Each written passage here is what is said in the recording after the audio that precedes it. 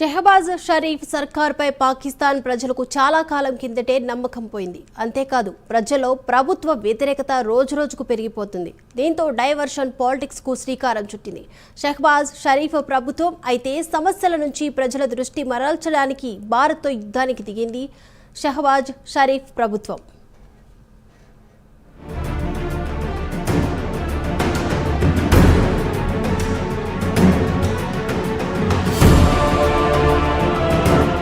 పాకిస్తాన్ ప్రధానిగా షెహబాజ్ షరీఫ్ కిందటేడాది మార్చి నెలలో బాధ్యతలు చేపట్టారు. అయితే ఇస్లామాబాద్లో అటు షరీఫ్ సర్కార్ కొలువు తిరగానే ఇటు పెట్రోల్ ధరలు పెరిగాయి.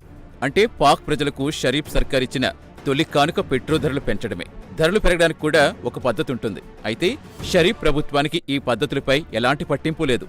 ఏకంగా లీటర్కు 10 రూపాయలు పెంచింది షెహబాజ్ షరీఫ్ ప్రభుత్వం.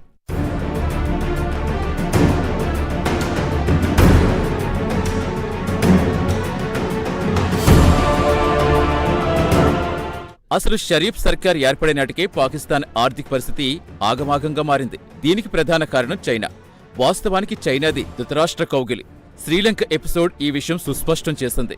అయినప్పటికీ శ్రీలంకను చూసి ఎలాంటి గుణపాఠం నేర్చుకోలేదు పాకిస్తాన్. అన్నిటికీ డ్రాగన్ కంట్రీపై ఆధారపడ్డం మొదలుపెట్టింది.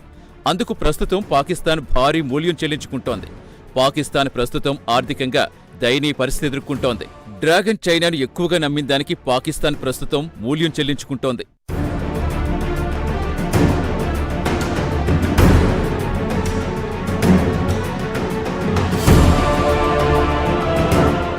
ప్రస్తుతం పాకిస్తాన్ ఆర్థికంగా దారుణ పరిస్థితుల్లో ఉంది. తీవ్ర ఆర్థిక ఇబ్బందులు ఎదుర్కొంటోంది. చిన్నపాటి అప్పు కోసం ప్రపంచ దేశాల చుట్టూ తిరుగుతోంది. రుణాల కోసం అంతర్జాతీయ ఆర్థిక సంస్థ ఆసియా అభివృద్ధి బ్యాంక్ చుట్టూ దేబరిస్తూ తిరుగుతోంది. అయితే ఉగ్రవాద కార్యకలాపాలకు నిధులిచ్చి ప్రోత్సహిస్తుందనే ఆరోపణ రావడంతో ఈ రుణాలు పాకిస్తాన్ చేతికి ఎంతవరకు అందుతాయనేది ప్రశ్నార్థకంగా మారింది.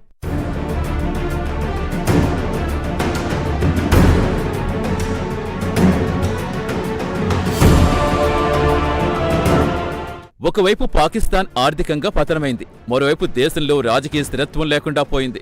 ఎప్పటిలాగే ప్రభుత్వ వ్యవహారాల్లో సైన్యం జోక్యం పెరిగింది.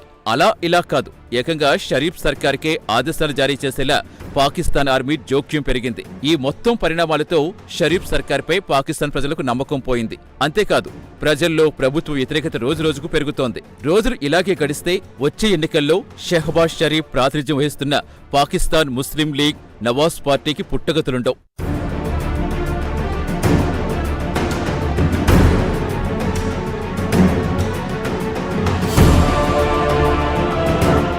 ప్రజల్లో వ్యతిరేకత పెరిగిన విషయం చాలా రోజుల క్రిందటే షరీఫ్ గ్రహించారు. దీంతో డైవర్షన్ పాలిటిక్స్ కు శ్రీకారం చుట్టింది షరీఫ్ ప్రభుత్వం. సమస్యల నుంచి ప్రజల దృష్టి మరల్చేందుకు భారత్తో యుద్ధానికి సై అంటోంది. ప్రధానంగా ఆపరేషన్ సింధూర్ తర్వాత ప్రజలను రెచ్చగొట్టడం మొదలెట్టింది పాక్ ప్రభుత్వం. వాస్తవానికి ఆపరేషన్ సింధూర్తో భారత్ ప్రయోగించిన 24 క్షిపణులు ఉగ్రవాద స్థావరాలు టార్గెట్గా చేసుకున్నవే. ఆపరేషన్ సింధూర్ కారణంగా ఒక్క పాకిస్తాన్ పౌరుడు కానీ, ఆ మాటకొస్తే ఒక్క పాక్ సైనికుడు కానీ చనిపోలేదు.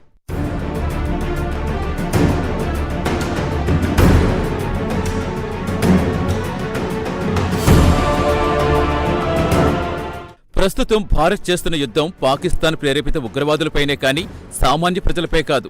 ఈ విషయం పాకిస్తాన్ ప్రజలు గ్రహించారు. నరేంద్ర మోదీ నాయకత్వంలో భారత ప్రభుత్వం ఎంత సంయమనంతో వ్యవహరిస్తుందో గమనించారు. దీంతో మెజార్టీ పాక్ ప్రజలు భారత్తో యుద్ధాన్ని కోరుకోవటం లేదు. భారత్తో శాంతిని పాక్ ప్రజలు కోరుకుంటున్నారు. అయితే పాకిస్తాన్ ప్రజల మనోగతాన్ని అక్కడి షరీఫ్ ప్రభుత్వం ఏమాత్రం పట్టించుకోలేదు. డైవర్షన్ పాలిటిక్స్ కే జై కొట్టింది.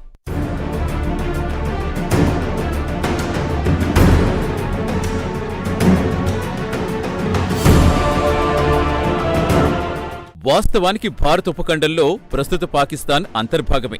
మన దేశానికి స్వాతంత్ర్యం వచ్చాక ముస్లింల కోసం ప్రత్యేక దేశం ఉండాలనే మొహమ్మద్ అలీ జిన్నా డిమాండ్ తెరమీదకొచ్చింది. దీంతో పాకిస్తాన్ ఆవిర్భవించింది. అయితే ఒకేసారి స్వాతంత్ర్యం పొందిన భారతదేశం అభివృద్ధి వైపు వడివడిగా అడుగులు వేస్తుంది. అయితే పాకిస్తాన్ మాత్రం నిత్యం సంక్షోభాలతోటే కొట్టుమిట్టాడింది. ఫలితంగా పాకిస్తాన్లో అభివృద్ధి అనేది కనిపించకుండా పోయింది.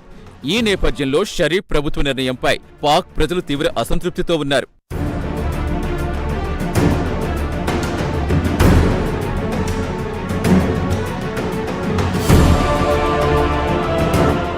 పాకిస్తాన్ యుద్ధానికి ఎగబడ్డం వెనుక ఇంత మతలబుంది. అయితే ఈ రాజకీయ క్రీనిడలో సమిధలయ్యేది మాత్రం పాక్ ప్రజలే కాని నాయకులు కారు. అది ఎవ్వరూ కాదనలేని చేదు వాస్తవం.